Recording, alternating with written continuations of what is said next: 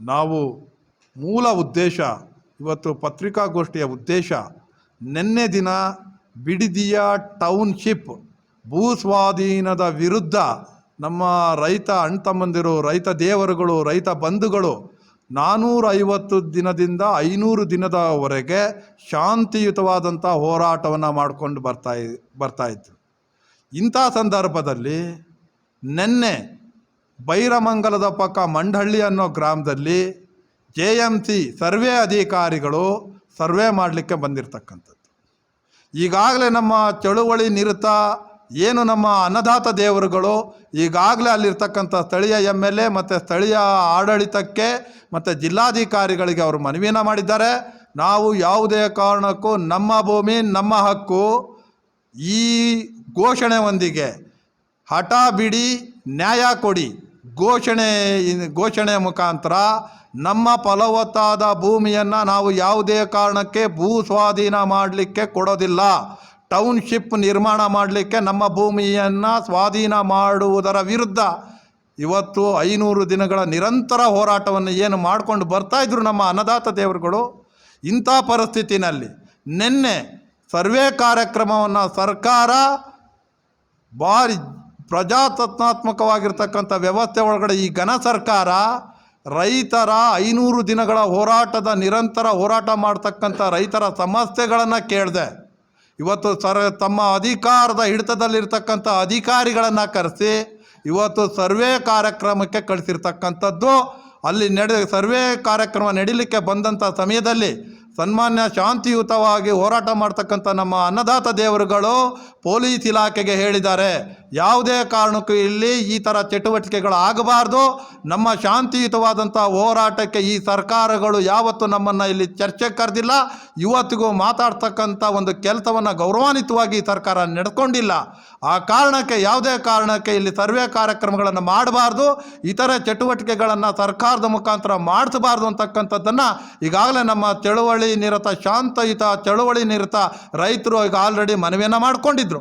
ಆದರೂ ಕೂಡ ಪೊಲೀಸ್ ಇಲಾಖೆ ಕೂಡ ಇಲ್ಲಿ ಸೂಕ್ಷ್ಮವಾದಂಥ ಪರಿಸ್ಥಿತಿ ಇದೆ.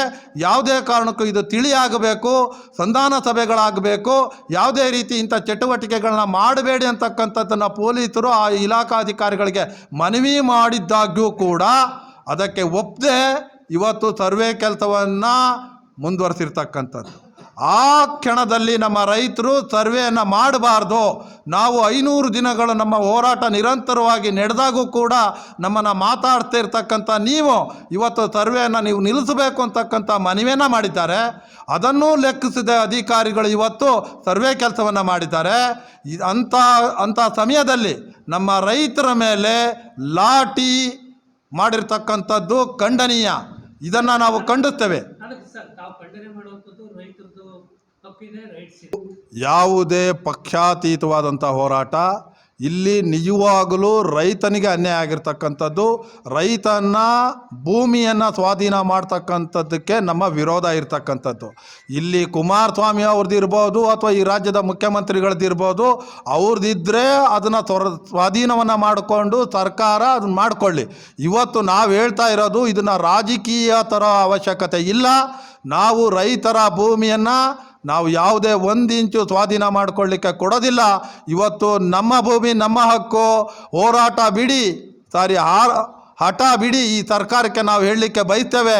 ನಮ್ಮ ರೈತರ ಭೂಮಿ ನಮ್ಮ ಹಕ್ಕು, ನಮ್ಮ ಭೂಮಿ ನಮ್ಮ ಹಕ್ಕು, ಹಠ ಬಿಡಿ, ನ್ಯಾಯ ಕೊಡಿ.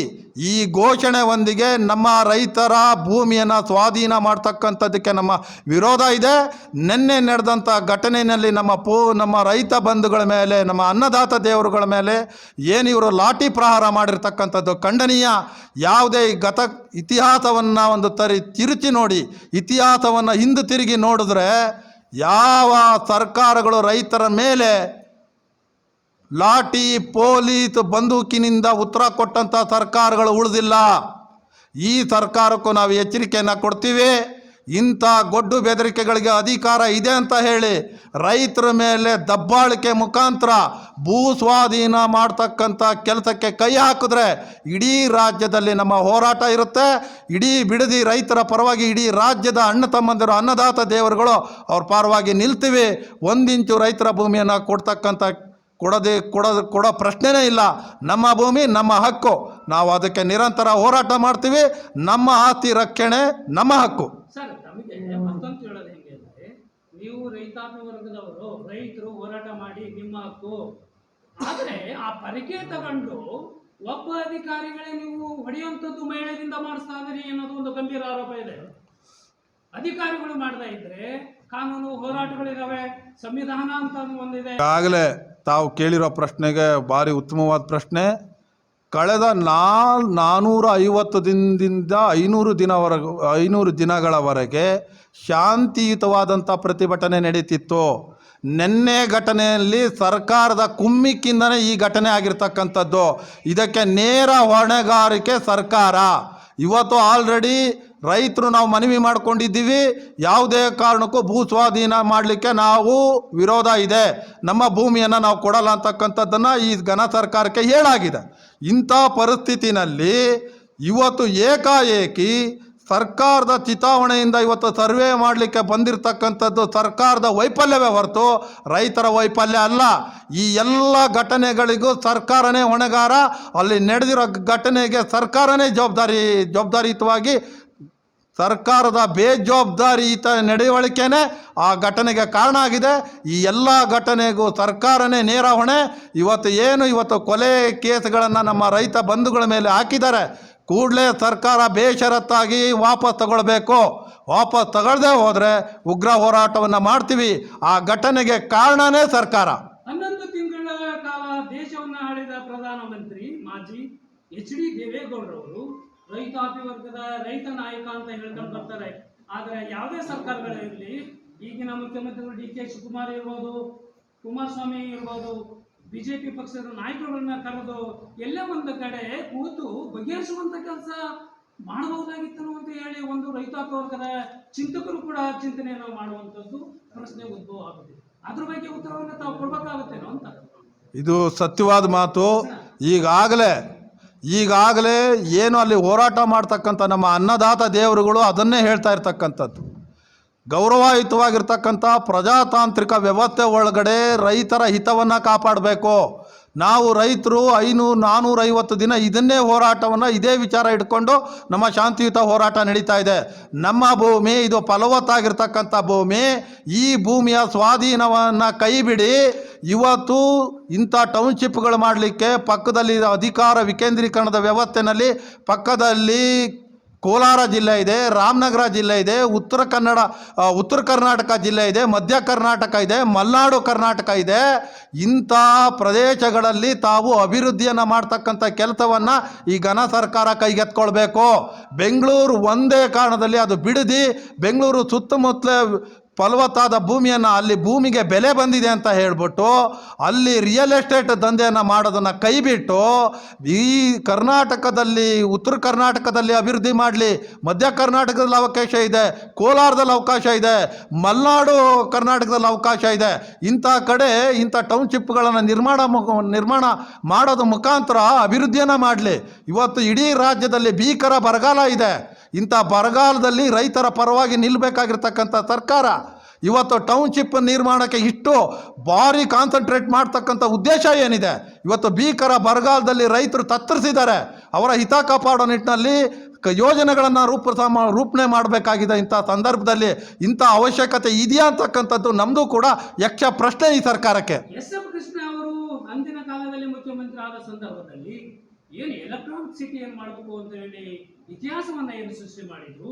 ಆದರೆ ಇಂಡಸ್ಟ್ರೀಸ್ ಏನಿದ್ರೆ ಕೈಗಾರಿಕಾ ಪ್ರದೇಶಗಳಿಂದ ಬರುವಂತ ಏನು ಲೇಬರ್ಸ್ಗಳಿದ್ದಾರೆ, ಕಾರ್ಮಿಕರಿದ್ದಾರೆ, ಅಲ್ಲಿಂದ ಬರುವಂತ ವಾಹನಗಳು ಏನಿದ್ದಾವೆ, ಇವು ಜನದಟ್ಟಣೆಯನ್ನ ಬೆಂಗಳೂರಿನಲ್ಲಿ ತಡಿಬೇಕು ಅನ್ನೋ ಒಂದು ಕಾರಣದಿಂದ ಇಂಡಸ್ಟ್ರೀಸ್ ಏನು ಬರುವಂತ ಕಾರ್ಮಿಕರಿಗೆ ಈ ಟೌನ್ಶಿಪ್ ಅನ್ನು ಮಾಡುವಂಥದ್ದು ಇದೆಯಲ್ಲ, ಅಲ್ಲಲ್ಲಿ ಮಳಿಗೆಯನ್ನು ಕಟ್ಟಿ ಬಿಲ್ಡಿಂಗ್ ಅನ್ನು ಕಟ್ಟಿ ಅಲ್ಲಿ ಕೊಡುವಂಥದ್ದು ಮಾಡಿದರೆ ಬೆಂಗಳೂರನ್ನ ಜನದಟ್ಟಣೆಯಿಂದ ಕಡಿಮೆ ಮಾಡಬಹುದು ಅನ್ನೋ ಒಂದು ಕಾನ್ಸೆಪ್ಟ್ ಇಟ್ಕೊಂಡು ಈ ಕಾಂಗ್ರೆಸ್ ಸರ್ಕಾರ ಮಾಡಕ್ ಹೊರಟಿದೆ ಅಂತ ಹೇಳಿ ಇವರು ಕೂಡ ಜನರ ಪರವಾಗಿ ಕೆಲಸ ಮಾಡುವಂಥದ್ದು ಮಾಡಲಿಕ್ಕೆ ಹೊರಟಿದ್ದಾರೆ ಏನು ಅಂತ ಹೇಳಿ.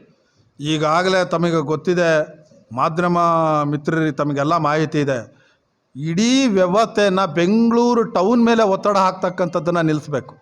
ನಾವು ಅದನ್ನೇ ಪ್ರಶ್ನೆ ಮಾಡ್ತಾ ಇರ್ತಕ್ಕಂಥದ್ದು. ಈಗಾಗಲೇ ಬೆಂಗಳೂರು ಮೇಲೆ ತುಂಬ ಒತ್ತಡ ಇದೆ. ಅದಕ್ಕೆ ಈ ಸರ್ಕಾರ ಅರ್ಥ ಮಾಡ್ಕೊಳ್ಬೇಕು. ಈಗಾಗಲೇ ಬಿಡದಿನಲ್ಲಿ ಮಾಡೋದೇನು, ಬೆಂಗಳೂರಲ್ಲಿ ಮಾಡೋದೇನು, ಅಲ್ಲಿಗೂ 25 ಕಿಲೋಮೀಟ್ರ್ ಒತ್ತಡ ಇದೆ. ಮತ್ತು ಬೆಂಗಳೂರು ಮೇಲೆ ಒತ್ತಡ ಬೀರ್ತಕ್ಕಂಥದ್ದು. ನಮ್ಮ ಪ್ರಶ್ನೆ ಈ ಸರ್ಕಾರಕ್ಕೆ, ನಮ್ಮ ಒತ್ತಾಯ ಇದೆ, ಆ ಟೌನ್ಶಿಪ್ಗಳನ್ನು ಮತ್ತು ಕರ್ನಾಟಕ ರಾಜ್ಯನ ಅಭಿವೃದ್ಧಿ ಮಾಡಬೇಕು ಅಂತಕ್ಕಂಥ ಈ ಸರ್ಕಾರಕ್ಕೆ ಘನ ಉದ್ದೇಶ ಇದ್ದರೆ ಕೋಲಾರ ಆಯ್ಕೆ ಮಾಡ್ಕೊಳ್ಳಿ, ರಾಮನಗರ ಆಯ್ಕೆ ಮಾಡ್ಕೊಳ್ಳಿ, ಉತ್ತರ ಕರ್ನಾಟಕ ಆಯ್ಕೆ ಮಾಡ್ಕೊಳ್ಳಿ, ಮಧ್ಯ ಕರ್ನಾಟಕ ಆಯ್ಕೆ ಮಾಡ್ಕೊಳ್ಳಿ. ಇವತ್ತು ಮಲೆನಾಡು ಕರ್ನಾಟಕ ಆಯ್ಕೆ ಮಾಡಿಕೊಂಡು ಟೌನ್ಶಿಪ್ಗಳನ್ನು ನಿರ್ಮಾಣ ಮಾಡಿ ಏನು ಬಂಜರು ಭೂಮಿಗಳಿದ್ದಾವೆ ಆ ಬಂಜರು ಭೂಮಿಗಳನ್ನು ತೆಗೆದುಕೊಂಡು ಸಮಗ್ರ ಅಭಿವೃದ್ಧಿಯ ನೀಲ ನಕ್ಷೆಯನ್ನು ತಯಾರು ಮಾಡ್ಕೊಳ್ಳಿ. ಇವತ್ತು ಬೆಂಗಳೂರಲ್ಲಿ ತುಂಬ ಒತ್ತಡ ಇದೆ. ನೀವು ಹೇಳ್ತಾ ಇದ್ದೀರಿ, ವಾಹನಗಳ ಒತ್ತಡ ಇದೆ, ಜನಸಂದಣಿ ಒತ್ತಡ ಇದೆ. ಈ ಎಲ್ಲ ಒತ್ತಡಗಳ ನಿವಾರಣೆ ಮಾಡಬೇಕು ಅಂತಕ್ಕಂಥದ್ದಿದ್ರೆ ಅಧಿಕಾರ ವಿಕೇಂದ್ರೀಕರಣ ವ್ಯವಸ್ಥೆನಲ್ಲಿ ಟೌನ್ಶಿಪ್ಗಳು ಬೇರೆ ಬೇರೆ ಕಡೆ ಹೋಗಬೇಕು. ಈಗ ನೋಡಿ, ನೀವು ಉತ್ತರ ಕರ್ನಾಟಕಕ್ಕೆ ಬನ್ನಿ. ಹೀಗಾಗಿ ಇದನ್ನು ಬೇರೆ ಬೇರೆ ಜಿಲ್ಲೆಗಳಿಗೆ ಬದಲಾವಣೆ ಮಾಡಿ ಬೆಂಗಳೂರು ಮೇಲೆ ಇರ್ತಕ್ಕಂಥ ಒತ್ತಡವನ್ನು ಕಡಿಮೆ ಮಾಡಬೇಕು. ಆ ಒತ್ತಡ ಕಡಿಮೆ ಮಾಡೋದ್ರಿಂದ ಸಮಗ್ರವಾದಂಥ ಸ್ವಚ್ಛ, ಸದೃಢ, ಸ್ವಾಭಿಮಾನಿ ಬೆಂಗಳೂರನ್ನು ಕಟ್ಟೋಂಥ ಕೆಲಸವನ್ನು ಈ ಸರ್ಕಾರ ಮಾಡಲಿ. ಇವತ್ತು ಮತ್ತೆ ಬೆಂಗಳೂರನ್ನು ಕೊಳಚೆ ನಗರ ಮಾಡೋದನ್ನು ಬಿಟ್ಟು ಇವತ್ತು ನಾಳೆ ಡೆಲ್ಲಿನಲ್ಲಿ ಆಗಿರೋ ಪರಿಸ್ಥಿತಿ ಬೆಂಗಳೂರಿಗೆ ಬರುತ್ತೆ. ಇವತ್ತು ಉಸಿರಾಡೋದಕ್ಕೆ ದುಡ್ಡು ಕೊಟ್ಟು ಉಸಿರಾಡಬೇಕಾಗಿದೆ ಡೆಲ್ಲಿನಲ್ಲಿ. ಅಂಥ ಪರಿಸ್ಥಿತಿ, ಅಂಥ ಒತ್ತಡ ಬೆಂಗಳೂರಿಗೆ ಬರಬಾರ್ದು. ಆ ಕಾರಣಕ್ಕೆ ಅಲ್ಲಿ ಫಲವತ್ತಾದಂಥ ರೈತರ ಭೂಮಿಯನ್ನು ಸ್ವಾಧೀನ ಮಾಡ್ತಕ್ಕಂಥದ್ದು ಈ ಕೂಡಲೇ ಸರ್ಕಾರ ನಿಲ್ಲಿಸಿ ರೈತರಿಗೆ ನೆಮ್ಮದಿಯ ಜೀವನ ಮಾಡಲಿಕ್ಕೆ ಅವಕಾಶ ಮಾಡಿಕೊಡ್ಬೇಕು. ನೀವು ಅಭಿವೃದ್ಧಿನೇ ಮಾಡಬೇಕು ಅಂತಕ್ಕಂಥದ್ದಿದ್ದರೆ ಕರ್ನಾಟಕದಲ್ಲಿ 28 ಜಿಲ್ಲೆ ಇದೆ. ಬೇರೆ ಜಿಲ್ಲೆಗಳಲ್ಲಿ ನೀವು ಅಭಿವೃದ್ಧಿಯನ್ನು ಮಾಡಬೇಕು ಅಂತಕ್ಕಂಥದ್ದು ನಮ್ಮ ಒತ್ತಾಯ ಆಗಿದೆ. ಅಂದಿನ ಮುಖ್ಯಮಂತ್ರಿ HD ಕುಮಾರಸ್ವಾಮಿ ಅವರು ಆದ ಸಂದರ್ಭದಲ್ಲಿ ಬಿಡದಿಯಲ್ಲೇನೆ ಕೂಡ ಟೌನ್ಶಿಪ್ ಮಾಡಬೇಕು ಅಂತ ಒಂದು ಕ್ರಿಯಾ ಯೋಜನೆಯನ್ನ ಮಾಡುವಂತ HD ಕುಮಾರಸ್ವಾಮಿ ಅವರು ಪ್ರಯತ್ನ ಮಾಡ್ತಾರೆ. ಅದು ಜನರು ಮಾಡ್ತಾರೋ ಇವ್ರ ಕೈಯಿಂದ ಸಾಧ್ಯ ಆಗಲಿಲ್ಲ ಅನ್ನೋದು ಮತ್ತೆ ಕೈ ಬಿಡುವಂತ ಕೆಲಸನೂ ಕೂಡ ಮಾಡ್ತಾರೆ. ಆ ಥರ ಯಾವುದೂ ಇಲ್ಲ.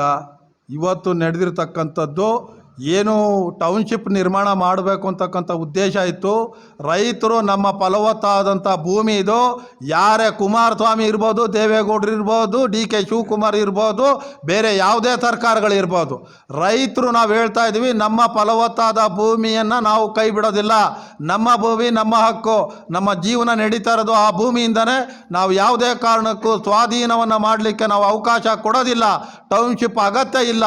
ರೈತ ವಿರೋಧಿ ನೀತಿಗಳನ್ನು ಅನುಸರಿಸಬಾರ್ದು ಅಂತಕ್ಕಂಥ ಏನು ನಮ್ಮ ಒಕ್ಕೂರಿನ ಹೋರಾಟಕ್ಕೆ ಇವತ್ತು ರೈತರು ಯಾವುದೇ ಕಾರಣಕ್ಕೆ ಭೂಮಿಯನ್ನು ಕೊಡೋದಿಲ್ಲ ಅಂತ ಗೊತ್ತಾದ ಮೇಲೆ ಎಲ್ಲ ಕುಮಾರಸ್ವಾಮಿ ಸರ್ಕಾರ ಇರ್ಬೋದು, ಬೇರೆ ಬೇರೆ ಸರ್ಕಾರಗಳು ಹಿಂತರ್ದಿರ್ತಕ್ಕಂಥದ್ದು.